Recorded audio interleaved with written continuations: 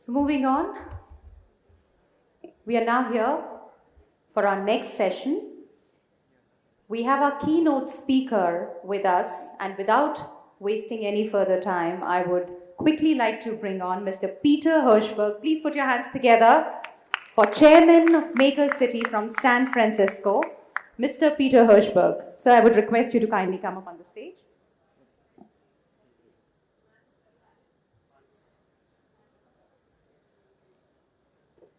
And to introduce our keynote speaker today, I would request Mr. Emmanuel Fernandez to kindly come over.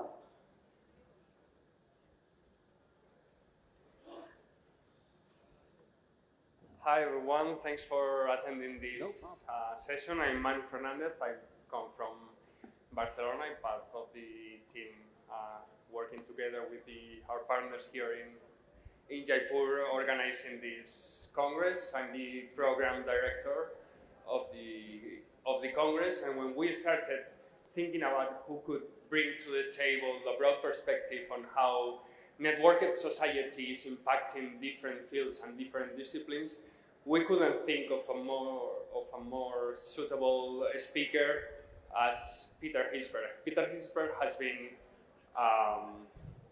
connecting the dots of so many different disciplines, so many different fields, economic sectors, industrial disruptions for years, even decades.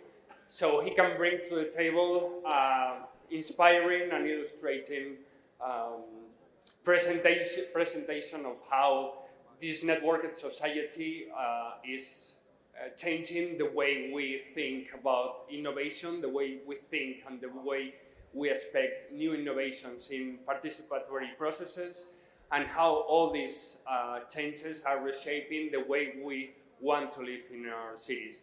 Please a big welcome for Peter Hirshberg. Thank you so much. Thank you. Well, good morning. I have to start by telling you a story. Soon after I got out of university, I went to Washington, D.C., and went to work for our government.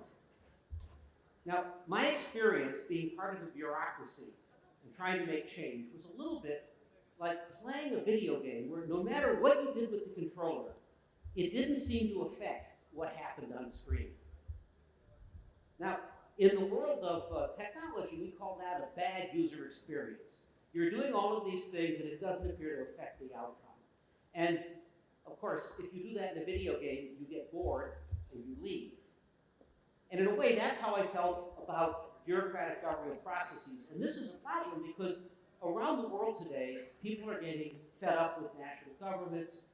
There's a rise in populism. There's a sense that what citizens do don't affect things. And that's what I want to talk to you about today, about how that changes and how the maker movement changes that. After university and my brief blush with government, I went into the private sector because I thought that's where I could make a difference. I was at Apple for about 11 years when we introduced our internet products and then our mobile products. And then later on, I worked with San Francisco when we first opened our data. And I started to realize that that was an enormous invitation to make. And then later on, I worked with President Obama, and I'll share with you some of that work today. I want to talk about the Maker City and how the ethos of the maker movement can apply. How many of you know what the maker movement is or have been to a maker fair? So the term make or maker movement really came about 12 years ago. And it was a realization that there were tools of digital fabrication, 3D printers, CNC machines, production machines, that were democratizing manufacturing the way that computing had been democratized before. And people got very excited about this. And we started realizing this might apply in cities. It might apply in cities because literally, if people are involved in making their city, citizen participation, solving problems, building prototypes, that's a form of democracy. But it's also maker city in the economic sense, learning the new skills of production, 21st century manufacturing, making the shift from kind of the old industrial economy to the new economy that's much more customized. And it also is maker in the sense of resilience, participating in the city. We started seeing these words being used, and then President Obama convened a number of maker cities. To give you a little background, though, what I'd like to do is take you to a maker fair. Now, this is a convening. Think of it as like a science fair. Here's one in San Francisco where close to 200,000 people came to learn these new tools of both economic production and city making.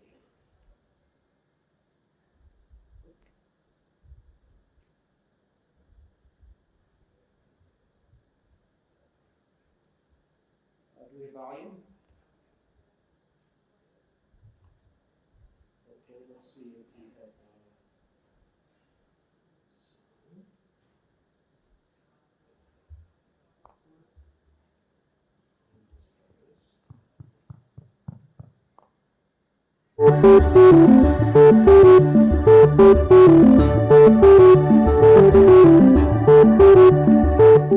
So this one started in 2006 with 25,000 people showing up. We're going to have 170,000 people come through this year, up from 140,000 last year. And it's going to explode into every major city. Making something is fundamental to what it means to be human. First industrial revolution took, 100, 150 years. The industrial revolution the Chinese went through took 30 years. The Taiwanese did it in 20, right? The Koreans did it in 10 or 15. I can run you through your own personal industrial revolution in 90 days. We have people that come in and they've never made anything. David Lang came in and says, Mark, I'm going to learn how to make things. I'm going to take 20 classes in the next 60 days. So the only thing I've ever made really, really well is an email. And now I'm going to learn how to make something. And about 4 months later, he owned an underwater robot company. We started out laser cutting all the acrylic at Tech Shop. And we were working out of Eric's garage. We'd show up at Tech Shop, get all the acrylic, and then go home and start soldering things together. This one looks a lot better than the first one we had. But you know, however many iterations later, we've gotten to this tool that's really becoming something capable of scientific exploration, which was always our goal. So I caught up with David at the Maker Fair, and he literally had never made anything.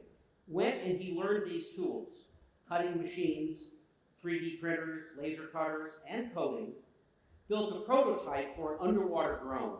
He now has the world's leading underwater drone company. It's his business. I was at the Maker Fair in New York City just the other day, and I ran into these people. They're from the United States Space Agency, and they now have the ability to let any students in a school build a package and fly an experiment on the International Space Station. If you have a few $1,000s to spend, that gold module, you can fly it. If not, you can write code and run experiments up in the space station. Now, that's an amazingly powerful way to open up and engage people in solving a problem. So I have a question. It's an invitation. How many people here are students? And how many of you would like to build an experiment and fly it in outer space in the space station? Okay, well, come see me later, because that's part of what the Maker Movement is all about. When we realized this, President Obama convened several White House Maker Fairs on the theory that this was about economic development, this was about people participating in cities, and this ethos was going to help get more people engaged in cities. The president actually said, you know, the United States didn't become great by buying stuff. We got great by making stuff. So initially, we had about 100 cities show up. 100 cities showed up and said, we're interested in the ideas of STEM, having students work on smart cities, on building local economies, on engaging people, bringing together, on essentially lifting up cities and helping them self-develop. And out of that, I wrote a book called The Maker City, which was about all of this stuff in the US. It's now become very much of an international movement. There are over 600 makerspaces or fab labs around the world in a network. And all of them are very much sharing. And there are a number in India, great stories here. Why is this important? I would argue that a maker city prepares its people for the future. The central problem on Earth right now is one of climate change, resilience, and one of big economic and technological change. What are jobs going to look like in a world of robots? So we need to think about working with new materials, thinking entrepreneurially and resiliently, being part of global open sharing networks, always experimenting and solving problems, and ideally doing so resiliently. Also, it turns out that these tools, even the tools of open data in the city that we're talking about, are an enormous invitation for participation. Now, one area you notice, this is a few years ago in the Fukushima nuclear disaster, the government of Japan couldn't or wouldn't tell the population where the radiation was. That they didn't know. And then a bunch of moms hooked up with MIT and built portable radiation monitors, figured out where the radiation was, told the government, and it was really that citizen science effort, making and open data and citizens, that changed things. In San Francisco, we opened our data about 10 years ago. You know, at first, departments resisted, but then became part of the movement. One of the first things that happened in Oakland was they put the crime data up. And they noticed that the crime of prostitution happened once a month from north to south in San Pablo Avenue. And the citizens got together and said, that's actually not how crime happens. That's actually how lazy policing happens. So they saw that, and they had a conversation with the police, and the police got held accountable. I started a art and hacking and urban space in San Francisco where we would have these urban hackathons. How many people here have been to a hackathon? Right, so a hackathon is where you come in, and in 24 or 48 hours, someone gives you a problem, and you have to build some version of a solution. It trains you how to go solve problems. Well, this is what amazed me. We had people from all over the city come in wanting to solve problems all the time. One thing we found was when we mapped the crime data, we were a high crime neighborhood where our art center was. And this was one of the art pieces that went up. And I was very embarrassed. I was embarrassed because I thought if we publish this, everyone's going to say, you've shown us there's all the crime here, and I'm going to get in trouble for like blowing the whistle and showing where the crime was. I was just convinced I'd get yelled at. It's not what happened. The police came in and they were smiling. Someone's paying attention to our arrests. And the single moms came in and said, by the way, we think it's dangerous. We're glad you're talking about all of this. So it turns out when you share an open data and give people a role, it's very powerful. So we went a little bit further as hackers. This was a very noisy part of town, and nobody kept track of the noise. So this was 8 years ago, before even Arduino. People built noise sensors and Wi-Fi, and without permission from anybody, we stuck the noise sensors up all over town. We figured out how noisy it was, and we published the data to the police and to the city. Suddenly, you couldn't ignore it, and then we started managing it. We call this read-write urbanism. It's not only data from the government, you give the data back to the government. There's a very powerful example of this in India. About 6 years ago, in the middle of the polio eradication campaign, you know, to get rid of polio, you have to go to everybody and give them the polio vaccine. And you can only go to everybody if you know where they live. And it turns out not every place in rural India was on the map. So they recruited students with very early GPS devices to go find out where all the houses were, even if they weren't on the map. And this caused a little confusion because the students' parents believed, no, the government knows where everybody is. You couldn't possibly find out where houses are that the government didn't know. This is what that looked like, as the students realized that they had the power to do something that the government was not yet willing to or able or doing. আজ মা পাড়ার map করছি, পাড়ার কোনো map নেই। মা বলছে তুই জানিস ম্যাপ নেই, সব জায়গার থেকে তোরও পাড়া আছে। আমি বলছি না দেখো মা। তো তখন দাদাকে জিজ্ঞেস করেছিলাম ম্যাপ আছে কি, তো দাদা গুগল ঘেটে পেল যে না। তো দেখা গেল ফাঁকা, কিচ্ছু নেই। এটা যে করছে বাচ্চারা নিজেদেরকে ভিজিবল করে তোলার জন্য, যে আমি যদি একজন লিগ্যাল সিটিজেন হই, আমার দরকার যে আমার ম্যাপটা সারা পৃথিবীর ম্যাপের সঙ্গে থাকবে। আমার এটা ভালো লাগলো যে কোনদিন পাড়াকে মানে হেঁটে যতটা দেখেছি পাশ দিয়ে, কিন্তু এটার সাথে সাথে পাড়াকে একবার উপর থেকে দেখছি।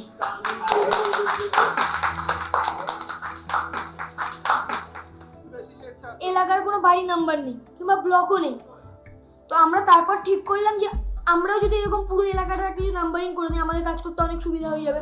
প্রথমে যেটা বলছি, মানে আগে আমরা যদি পোলিও অ্যাওয়ারনেস করতে যেতাম, তাহলে কি প্রত্যেকটা বাড়িতে যেতে হতো, আমার এলাকার প্রত্যেকটা বাড়িতে।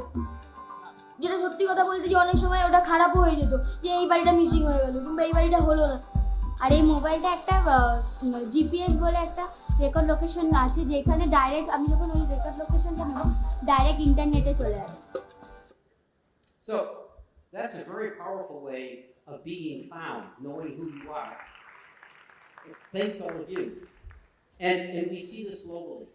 So the Maker City is both about making your city and participating, but it's also about the new tools of production, making and innovation. So this is what a makerspace looks like. This happens to be the Fab Lab in Barcelona. It turns out when it comes to working with materials in the real world, there are a set of things you can do. You can cut it, bond it, burn it, mold it, fuse it, mill it, cast it, print it. This has gone on for centuries, but now these tools give you enormous power. And you can see here in the Fab Lab in Barcelona, people are at work building products. But it turns out this can have enormous implication for industry. This is the General Electric First Build plant in Louisville, Kentucky. They make appliances. Now it turns out when you build an appliance, it's expensive. It costs about $40 million to bring a new appliance to market.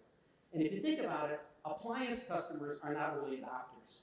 You're buying your second oven, or maybe you're buying your third vacuum cleaner. So this is not exactly innovation. So what they did is they brought the community into a makerspace. They brought in people who like to cook, people who like to take appliances apart, and they said, go make new products. And we'll figure out how to bring them to market through Kickstarter, 10, 20, 30 at a time. What we're doing is we're turning research and development into production. And this is what that looks like. Let's see. Audio.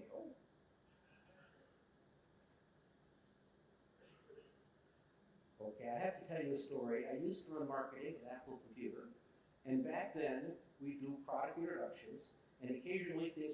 So when we say hack, and so I got very used to that. so when we say hack the home, we really mean it.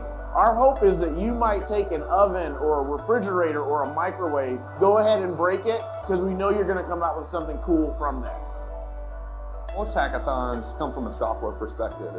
I work on my computer, we work at our machine, and you could really do that about anywhere. What we've done here with this facility is we've tied in mechanical engineers, we've tied in designers. This is big open collaboration. I think the next set of American manufacturing is going to be more niche, diverse. It's not, I'm an electrical engineer or I'm a software engineer, I'm a maker. This is further proof that the maker movement is blown up. In 10 years, we're going to look back and be like, I can't believe we did all that stuff. So this is kind of like going into a lab at school and making something, but you're actually going into a lab at General Electric with experts building appliances. This is some of what happened. They came up with this an induction cooktop that they brought to market. This makes the crunchy ice you sometimes get in restaurants. And this was a cold brew coffee maker. The idea was cold brew coffee often takes a few hours. They did it very quickly. Here's an interesting thing about it. They came and they made this, and they put this on Kickstarter. How many people know Kickstarter? It's a crowdfunding site. And it failed. They didn't get enough money. Not enough people were interested. So normally you think that's a failure, it's not good. But actually, think about it. They didn't raise money. They didn't waste a lot of time. They learned about it quickly, and they went home with the idea. When we say you should fail fast in the innovation economy, you should fail fast and also not get burned too much. This was an example of merging new forms of production and industry and failing fast and learning how to do these things. And by the way, it's not just GE. The Ford Motor Company put a makerspace in its headquarters. And they basically said to their employees, you can invent stuff. It's a new benefit. Now, it turns out it turned thousands of employees into inventors, because here's why. Everybody goes to work for Ford because they want to make cars. About 1% of them actually make cars. The rest are maybe engineering a brake, or they're accountants, or they're marketing people. Well, when they did this, they suddenly zoomed ahead and they became the global leader in auto patents. It wasn't China, it wasn't Japan, it was Ford. They had about 1,500 patents issued the first year they did this, double a year ago, because this enabled human power to become more clever. And this goes on in a range of institutions. Let's take health. You go to the hospital, medical devices are expensive. Who knows a lot? The nurses know a lot. They're there every day. So at this university, they created the nurses, the maker nurses, and the makerspace, because nurses could actually solve problems. So for example, this is something called a spirometer. It's a thing that helps you breathe and measures respiration. They took one and 3D printed circuits so that it would give audio feedback and monitor people, solve problems, they could keep more aware of things, and it freed up time. Now here's the thing, it costs about $100 to build this. And that would be about a $10,000 or $100,000 device elsewhere. So we're putting the nurses to work in a network, sharing ideas, vastly reducing the cost. And that's what that kit looks like. Here's another one. Turns out when you're doing blood work, you have to hold the arms very steady, and it was, you have to like make a tourniquet or something. She invented this device. And also, it turns out for pediatric health, when you're administering blood, kids pick at their skin. Awful. All right, so they fabricated another device to stop that. Point is, this is in a big enterprise, and it's a new form of innovation. Last night at dinner, I was having dinner with one of the ministers of Rajasthan. He was telling me about the 50-year plan for Jaipur. And I said, well, in 50 years, what's the future of manufacturing? He's like, we're going to move all out of the city. Manufacturing is dirty. We can't have manufacturing in the city. And of course, this is what we learned in the 20th century, that manufacturing is polluting. But that's starting to change with these new tools of making, because as we're doing more precise manufacturing, it starts looking a lot cleaner. And I'll give you an example of that. This is the Tesla plant in Fremont, California. Builds the Teslas. It used to be a Toyota and General Motors plant. It was filthy, and there was like 20 acres around it of just nothing because it was polluted. When Tesla moved in, they're like, we're actually doing 3D printing and milling and assembling. We're actually not doing the polluting stuff. And the city realized it could be downtown. It could be a downtown. They could actually put the train, they could put mass transit in, they could build housing, and have an auto plant all on the same street. Well, here's the problem. No one's done that on Earth for over 100 years. They couldn't find any urban planner to put all that in one place. They had to get all new consultants and create a new downtown, which is now about manufacturing in cities, sustainably, cleanly, with multifamily dwellings and transit. And it turns out if you do this in the San Francisco Bay Area, it's a triple win because we have very expensive housing, and we also have Silicon Valley that comes up with stuff, and we need a place to make stuff. Now, this trend also means that advanced manufacturing, custom manufacturing is going to move to cities. Because as manufacturers in cities, people are going to want to have prototypes. They want to speed up how long it takes to get it right. You know, a Tesla is like a software product. Every week they're updating it. They're not waiting for the model year. And my friend Nick Pinkston has built an automated factory in San Francisco where the robots teach themselves how to build parts. You design a part on a CAD screen, and then it will immediately price it, tell you how long it takes, and if it's possible to build it. And he builds this in downtown San Francisco. I'm Nick Pinkston. I'm the founder of Plethora. Essentially, we're building a new kind of factory that makes this you can go from a design to a part very quickly. So, like, we're talking same-day manufacturing here. We actually have to be as close to our customers as possible because our customers want speed more than anything else. So essentially, we are blocks for many of our customers. They can just walk over here and pick up their parts. If they're waiting weeks for things to come overseas or come from other shops, they're behind. So you're having suppliers from the very high end, multinational companies are coming back and wanting to be in market, all the way down to like guys in a garage working on something. Like this entire thing from components and short-run production and prototypers and mass manufacturers, all of this is now coming back to cities because we have to be more reactive. We have to actually build things here because we have to innovate directly in market to do that. So here's what's happening. In the world of machinery, there used to be very good jobs for machine tool operators. You had to set up the drills and set up the lathes, and then you'd make parts and you'd change it. That was a good skilled job. The robots are doing that now. You just instruct them, and that whole layer of people is beginning to go away. When I was at Apple, we had this in the pre-press business. If you wanted to print, there were people who had to get the printing place kits right and set up the machines. That's all automated now. So there's a whole layer of worker wiped out.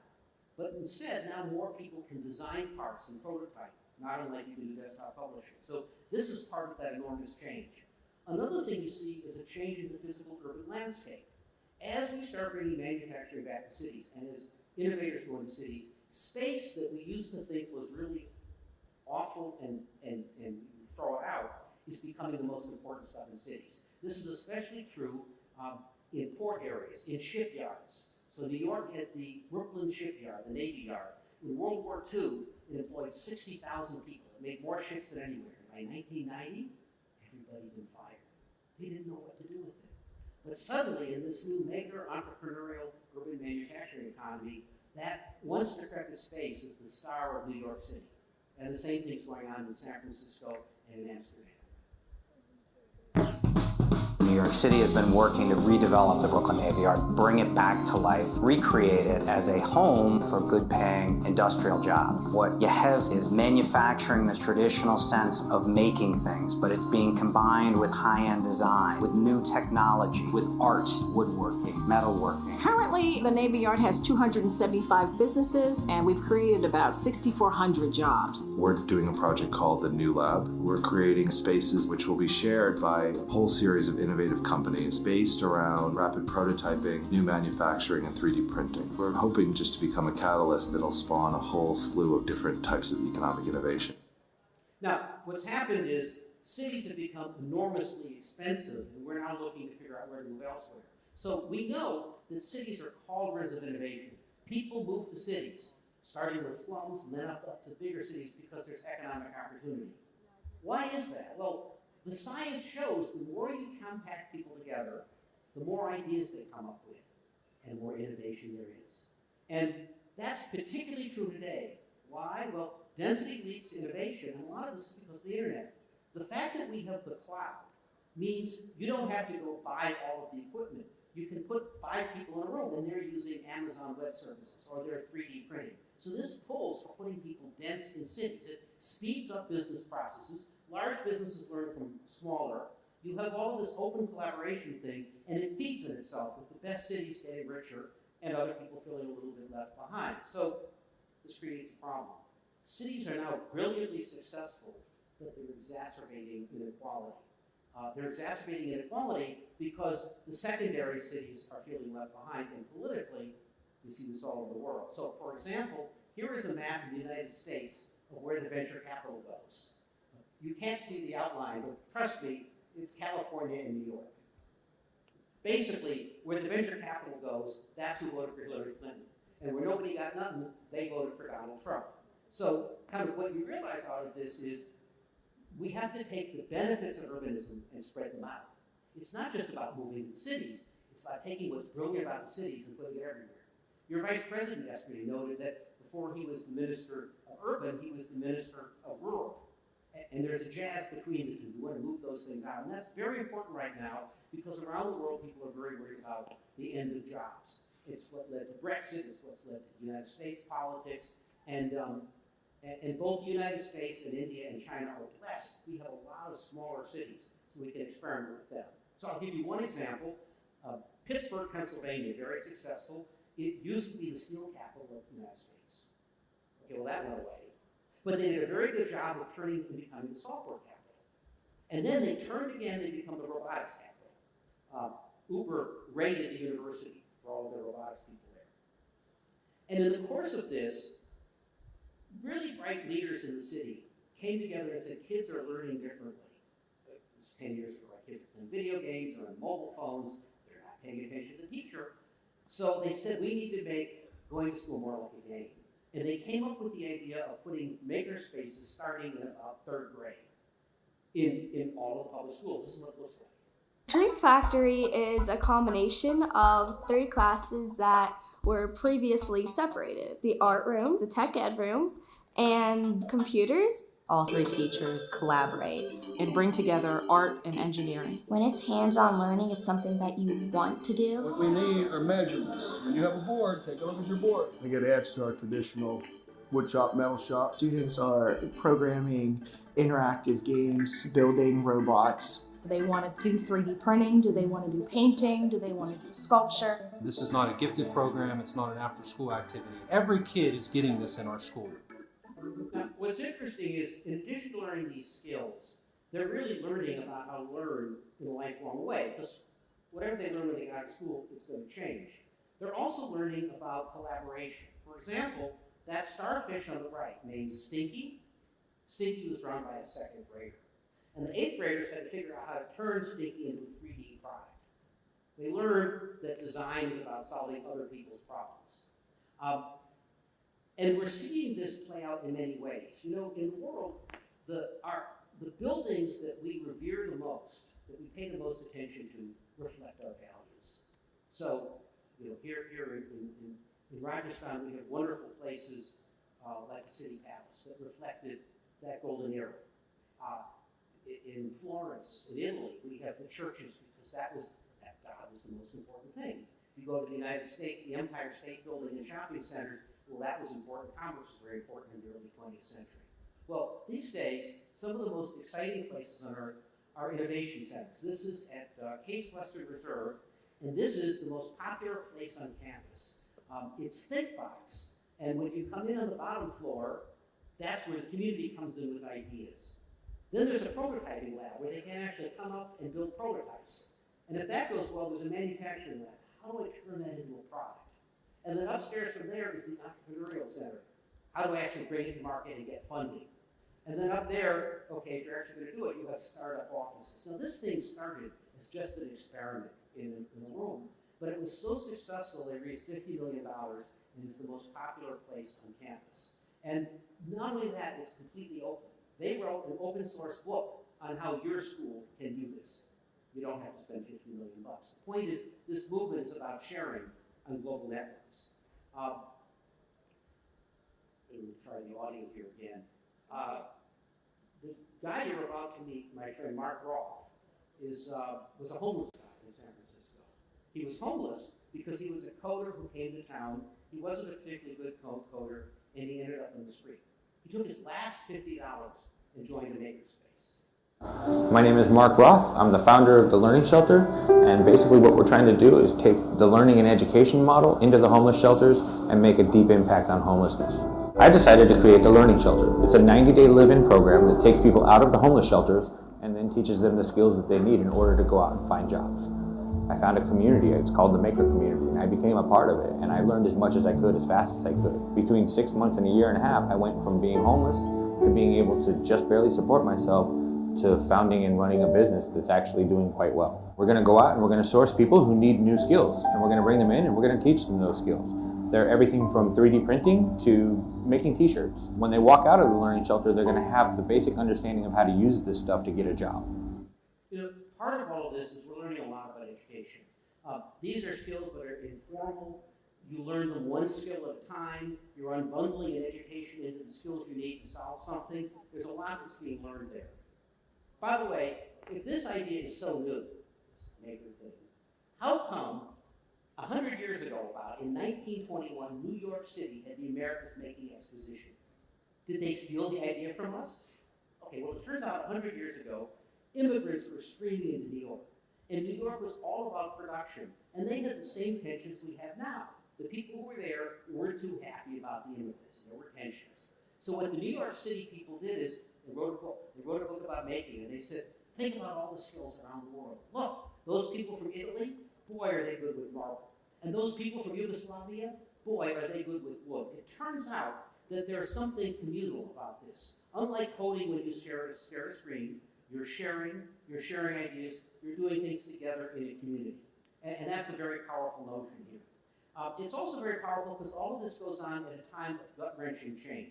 For example, in the United States, you may know that there's a portion of the country that's based on the old economy and is based on coal. There's President Trump with the coal people. And as you also know, there's not a big future in coal. And you could try to get around this politically by telling the coal people they're wrong, or you could start retraining the coal people for new forms of jobs, and they start telling their friends there's something a lot better than coal out there. And this was an experiment that was done in Kentucky. If you know Kentucky, one of the poorest parts of America, and what they did is they took coal miners, like coal miners and women who worked in the mines. Could they turn them into coders in 16 weeks? Could they take people who've been working in the mines, put them through a code academy, and retrain them? Well, here's the governor of the U.S. state of Kentucky showing us what happened. This is Kentucky Governor Matt Bevin. I want to say congratulations and happy graduation to those of you that are part of this first inaugural class of taking folks from the coal mines to coding. This was an auspicious goal. It was a pretty audacious goal, really. Honestly, before I started, I was very skeptical. I mean, my buddy sent me a link from a website that said I was going to make money to code, and I was coming from Eastern Kentucky, which doesn't have the best economic history. I thought first right off the bat, scam. Day one I came here, see what all the hubbub was about, and then about 20 minutes of being here, they told me they were going to give me a check for $400, and my skepticism died pretty quickly right then and there. I have some experience, but I don't have a lot. And there were some things that I didn't quite grasp. When we started it, and I thought for sure I was drowning with all the information, and I just didn't grasp it. But later that week was like my aha moment, like, oh my goodness, all this is finally starting to make sense. I can actually make something. If we can turn people into coders anywhere in the world, why not do it right here in Eastern Kentucky, where we have people with the intellect, people with the desire, and people with the need for opportunity. You are pioneers in the very same way that the people who came through the Cumberland Gap were pioneers for America. You're pioneers of an economic front. By the way, this is an idea we stole from India. A lot of stuff got outsourced to India, and then someone said, why don't we outsource it back to Kentucky? So these ideas go back and forth. But the key point is there's a lot of people in the world who don't believe in themselves and don't believe they can do something. And these can be very empowering when you get people engaged with them. And this is also true about cities and city planning. So I mentioned that I wrote this book, The Maker City, about how you engage with the city. The city of Kokomo, Indiana, which probably none of you have heard of because it's a small little town in Indiana, has a makerspace, and they saw that the city had planned. The city had an economic development plan that was very vague. It's like, we're going to grow up and have more industry and there'll be more business here. And the makers said, maybe we can help you with that. And they took the book and they turned it into a cohort. So the makers got together and started writing an economic development plan for the city. How are we going to use 3D printing? How are we going to use advanced manufacturing? And what that eventually became was a plan for the city. And this work we're now doing around the world. For example, in Kansas City, which is another great American city, one of the questions is always, who in the city will help bring this change about? We often ask the government to pay for it. There are other civic institutions, like the newspaper. Could the newspaper convene people and bring about change? So I'm going to show you a quick video clip here of the newspaper in San Diego, in Kansas City, where they're convening people, and the paper itself is trying to turn a city into a maker city. This is an idea that can be shared with a paper anywhere. All across America, the most interesting examples of redevelopment and economic growth come bubbling up from our cities and from towns. As downtowns come back, as the new skills of open innovation take place. Kansas City may be one of the best examples in America. To get a sense for Kansas City's revitalization and resurgence, I'm talking to Tony Berg, who is the publisher of the Kansas City Star.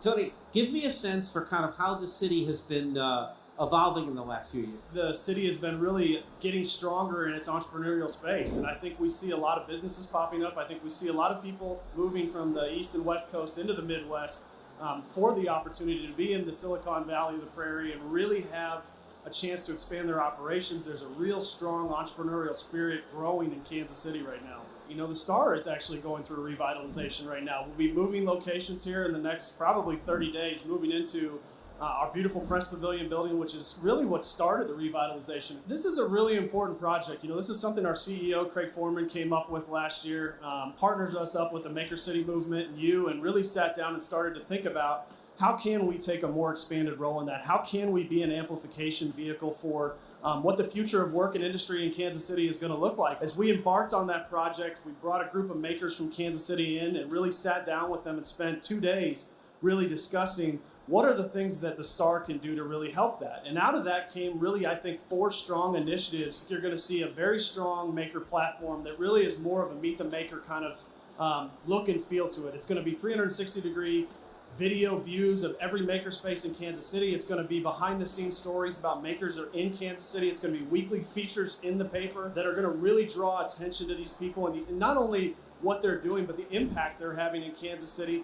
And then I think you're going to see some of that civic work when you look at utilizing sensors around Kansas City to figure out what is being impacted, what is the air impact, what is the noise impact, what are the things that are going on around Kansas City that may be impacting the environment. And I think you really are going to see from us a strong push into art installation, some things that we can do in town that allow us to make this a better community to live in. What I've found over the last year is that we have an audience out there that we're not reaching. We have an audience that we can really bring attention to, and it's an audience that's growing every day. I mean, it's not easy being a journalist today, and I think we have people every day that go out with that passion and that desire to be great watchdogs for this community, as well as to be great ambassadors for what Kansas City is. And I think a lot like Jazz, we see a very strong connection in this movement that our business has got a lot of different pieces that need to be pulled together right now.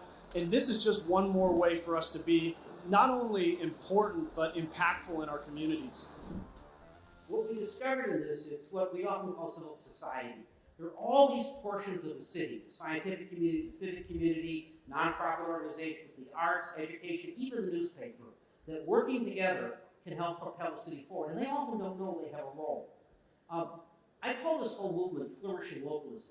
It's part of the fact that cities are ascendant, people have less trust in national governments, and it's connections across the world cities that make a difference. And there's a whole lot of writing going on this. People are just seeing this right now. My friend Jim Fallows just wrote a book in his 100,000-mile journey across the U.S. on renewal. My friend Bruce Katz, who was at Brookings, talks about that's where the financing is coming from. And from Barcelona, Fab City talks about how this can be a global movement.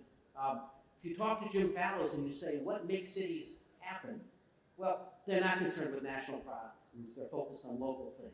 They found real change makers, individual heroes who want to bring about a change. They do public-private partnerships. Downtowns are important because that's where young people want to live. They care about great community colleges. It's that spirit that makes such a difference. And this is also the driving force behind the circular economy. If you build more food, energy, and products locally, you throw less trash out, and you're more sustainable. And this is what's being pioneered by Fab City Global. This is now a network of 40 cities that want to be 40% self-sufficient in 40 years. So that's an important goal. I think it's Kerala in India is part of that whole network. This is their creed, what they're focused on, which is inclusive, holistic, ecological. These concepts of sustainability and making meet up. I want to finish up and talk about one more thing.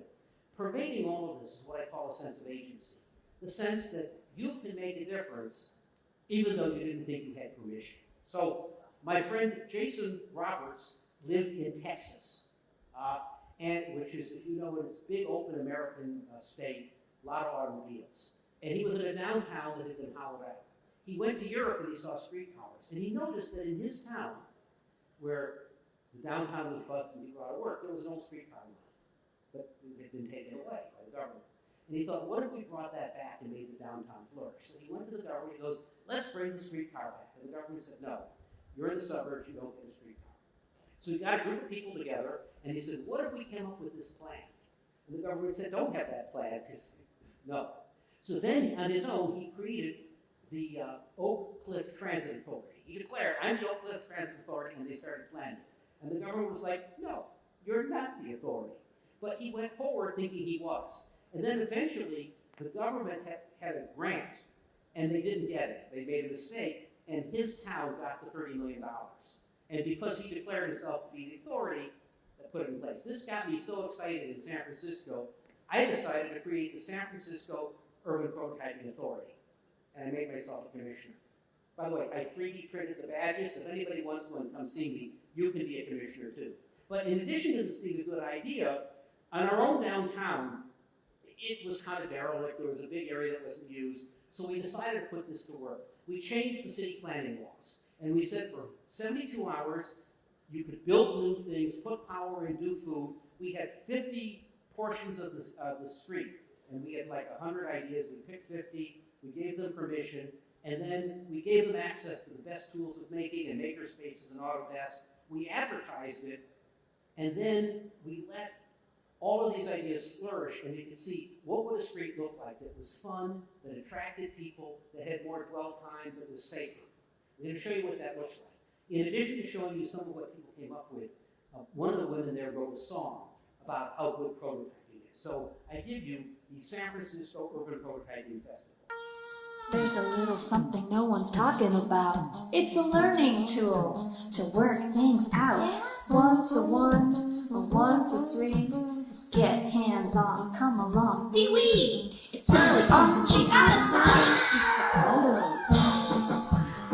It's the prototype. Let's do the prototype.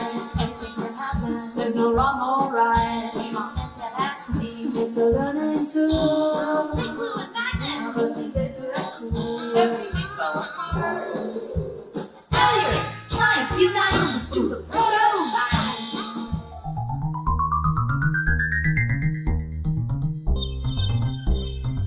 It's people's living room.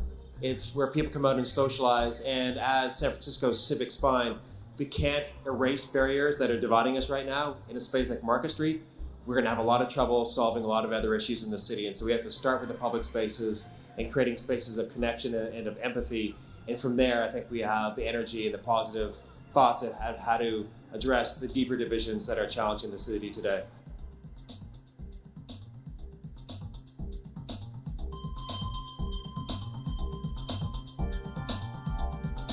It's like building community.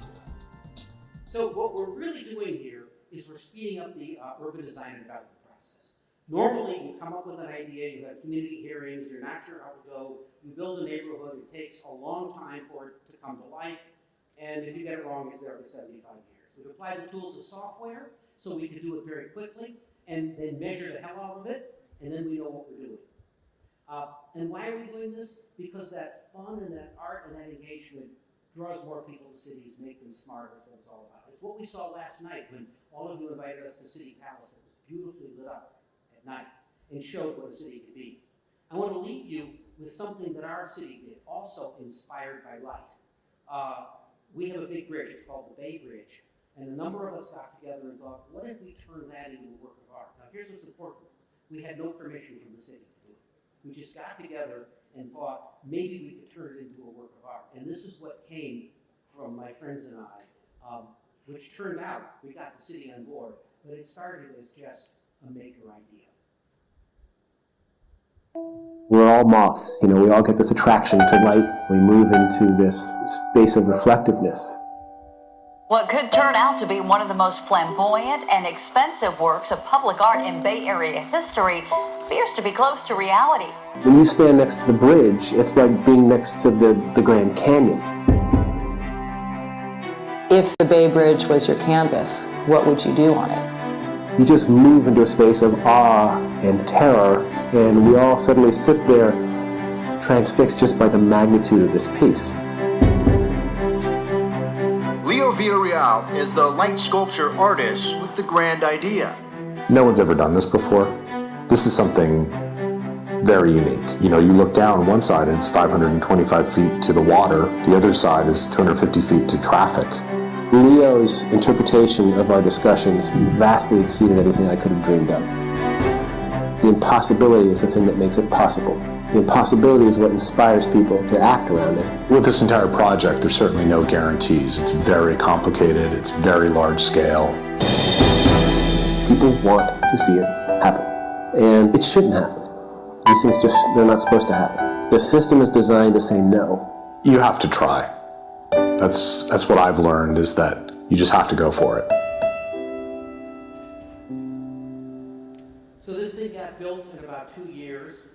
Now it's up permanently for the next 10 years or so. And it's about the human spirit. It's about cities. It's about it's about what's possible when we grant ourselves permission to make cities ourselves. And really, to wrap up, the Maker City is an invitation. I invite you to come up with ideas to fly in the space station, to work with open data, to work with us on urban prototyping, to apply the economic development ideas here. And this is really what we're learning globally. Also, just one more thing. I want to thank Rajasthan and Jaipur in India for convening this Congress. You are the largest democracy on earth. You're the second fastest growing economy, soon to be the first.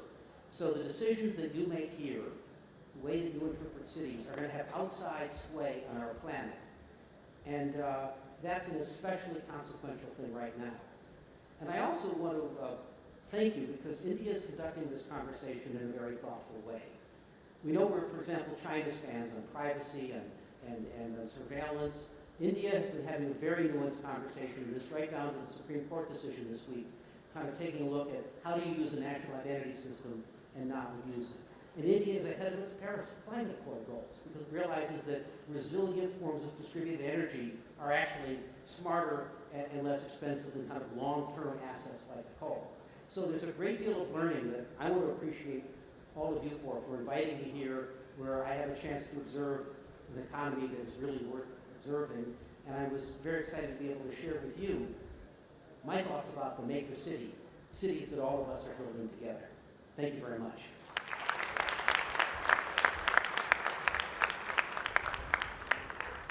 Thanks. Thank you, Peter, for your inspiring presentation. I'm really sorry we don't have the time for answers because we have well-deserved time for lunch. But I'm completely sure Peter will be more than happy if you want to reach him for your personal questions or whatever you want to talk about with him. I'm really happy because I think we've been touching the ground. I think we've been talking about the real thing, which is about social impact, it's about our culture, it's about how we will be working in the next years. Probably technology is the excuse for that conversation, and I think this is how we can make smart cities meaningful. Thank you so much. I would request Mr. Manu Fernandez to present Mr. Peter Hirshberg with a memento as a token of our remembrance and gratitude.